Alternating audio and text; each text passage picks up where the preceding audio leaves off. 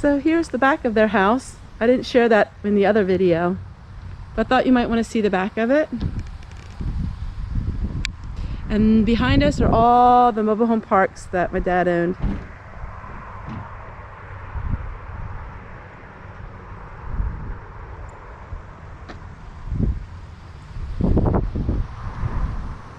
All right.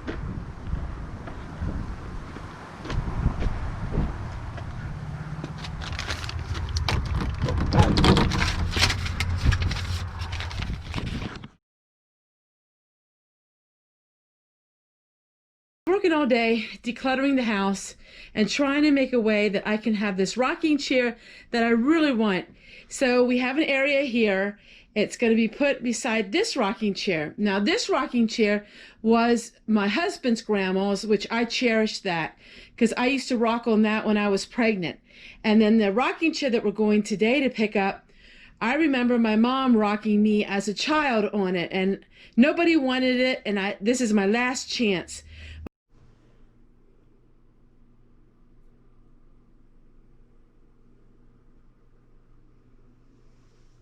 So here you go, everyone. I'm sitting on this rocking chair that brings back a lot of memories to me. I'm going to share with you one memory. On today, my birthday, this is my best birthday present I could ever get because of all the memories that I have of this rocking chair. My siblings are not sentimental, and so anything that I wanted, I pretty much could have. While these items aren't anything of worldly worth, they are everything to me. And so what I didn't take was donated, which is great because it helps so many other people. And I was able to take the items that had sentimental value to me.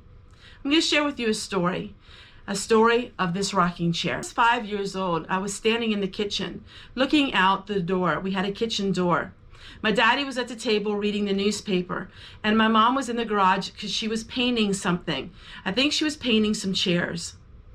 All of a sudden, a storm came in, and I was standing at the door and I was holding on to the door handle, and lightning struck and hit the door.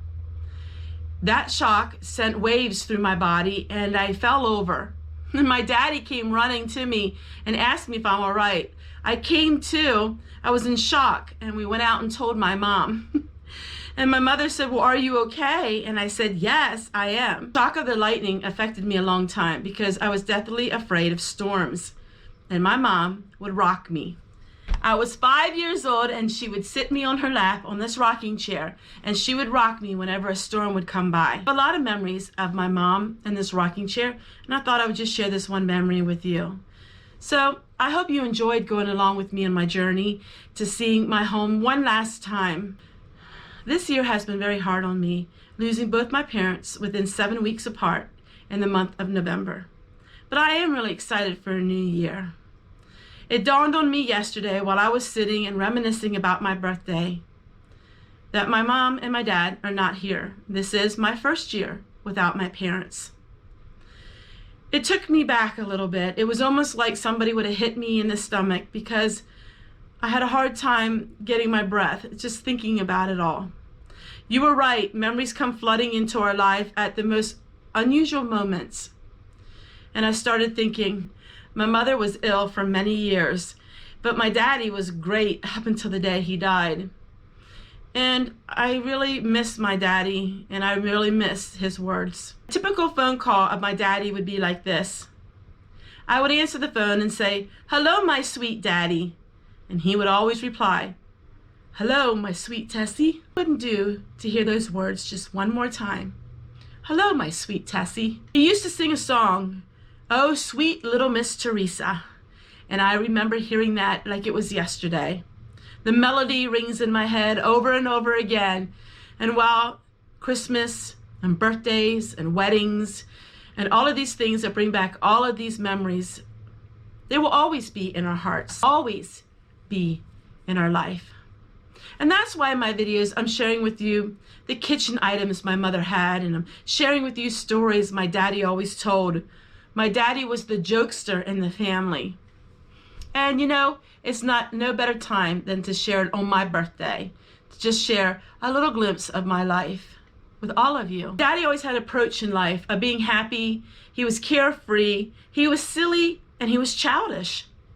He was a lot like me, even though my father is not my biological father. As most of you who have been on my channel for many years have known that I was adopted at birth. My birth mother died 2 days after I was born. My birth father has been corresponding with me through Facebook. It's been a lot of fun. I've been really enjoying corresponding with him. We are a lot alike. We look alike. And my family, my birth family and I, we all act similar. It doesn't take you long to figure out where my birth roots were from. So I live a life where I had a lot of love. I had a lot of losses in my life, but through it all, I find courage and strength to look on the bright side of things. And you know, Daddy and Mom up in heaven, someday I will be reunited with them and my birth mother and my grandma and my grandpa and Grandma Fanny and Uncle Pete. All of these people are still in my heart today. But having something a little bit tangible helps ease that pain just a little bit more. Like Mama's rocking chair. Yep, Mama's rocking chair. So now I have Mama's rocking chair and Grandma Fanny's rocking chair and all of the memories that her chair provided for me. I couldn't imagine living in a home where I don't have these memories. This means more to me than any money could ever buy. I'm going to share with you at the end of this video a video that Owen gave me a gift, and it was for Christmas time.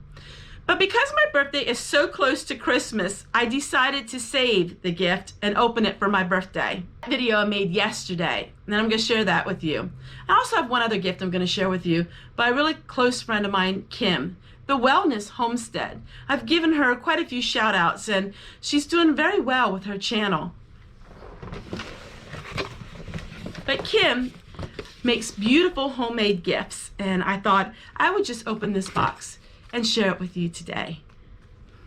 I've been very blessed in my channel and in my life to have a lot of people that shared with me things that they have made me and things that were in their own homes. Most of the gifts I get are things that people cherished but no longer had a use for them, and so they send them to me. And it's so beautiful because I cherish every single thing. It's in my home and it brings back memories because I am ultimately a very sentimental person. Some people would say I'm too sentimental, but you know what? Life is just so short. Seriously, why not enjoy the memories of our loved ones while we can? She's also an amazing seamstress. And I'm going to start learning how to sew too. I'm going to be getting out my sewing machine and working on some projects, but I can't sew like you girls can. Take a look. Isn't it beautiful? A canning mat just for me. And the back of it, this material is beautiful. I have this material as well, and I'm going to be making some projects with it. Thank you so much, Kim. It's beautiful, beautiful work.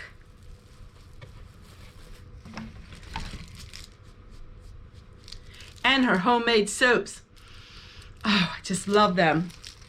Kim's known for her homemade things that she makes. She also sells them too.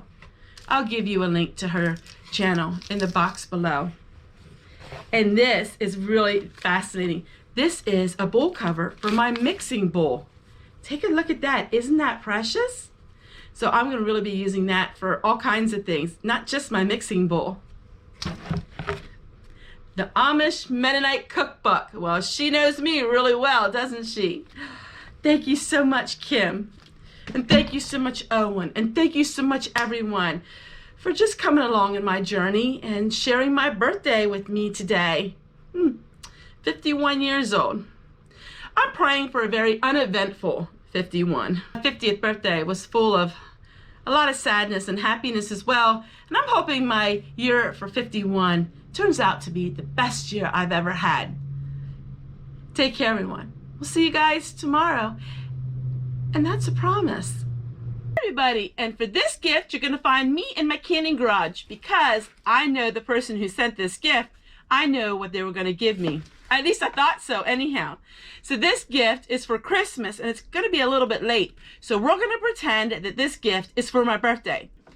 This gift comes from one of my very first subscribers, Owen, and he gives me about three to four times a year something really special. So those of you who are new to my channel, I hope you enjoy this video. This is my canning garage, where I share with you all kinds of old-fashioned ways to preserve food and to work on crafts. And I just love being out here. It's a beautiful place where I can just kind of do whatever I want, and I can make a mess and don't have to worry about it in my house. So Owen gave me a beautiful card. And the reason why I'm out in the canning garage is because I think what's in this box is going to have something to do with my canning garage. Owen sent me this little SD card because he's going to show me all kinds of pictures of his life. I'm really excited about that. He's going to show me pictures of his family. It's very private. I really want to thank you, Owen, for just sharing with me some photos of your life. I think that's really fascinating. I had another subscriber do this to me many years ago, and I think it's amazing. I love it when my subscribers share with me pictures of their life. So the reason why I have out in the canning garage is because Owen lives with his mother, and she's in her 90s.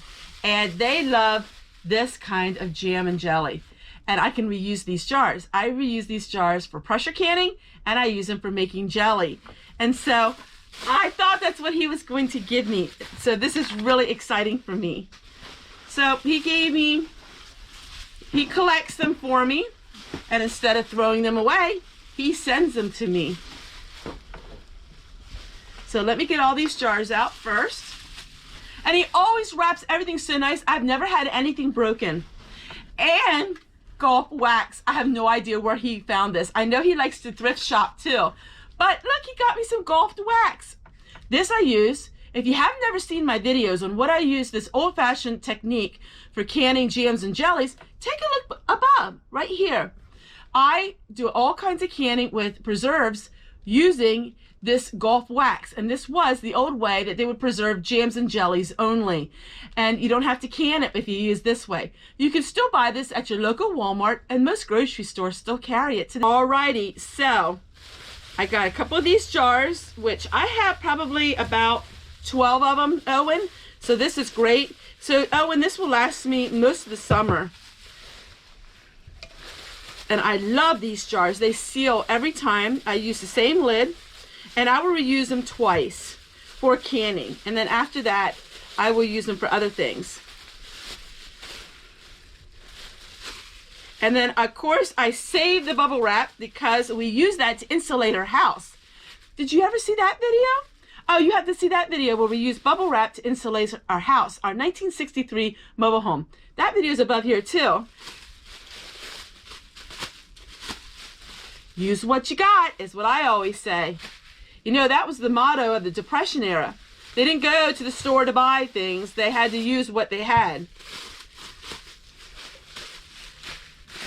And while you look around my video behind me and you see all the things that I have, actually, very little of this I actually bought. It's things that I found that people were giving away, or I got at the thrift store for like 10 cents or 20 cents. But I use everything in here. Imagine that. I use everything behind me, all different seasons, and you're going to see all of the things that I use in videos.